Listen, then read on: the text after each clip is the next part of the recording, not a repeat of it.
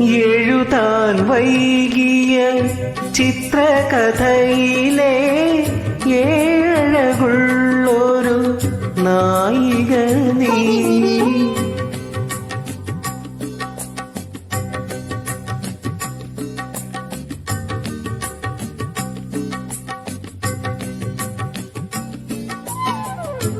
എന്നനുരാഗത പോവന സീമയിൽ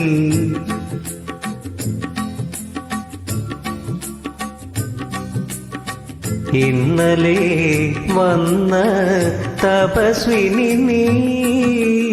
ഹൃദയ സരസിലെ പ്രണയ പുഷ്പമേ, ഇനിയും നിൻ കഥ പറയൂ, നീ പറയൂ.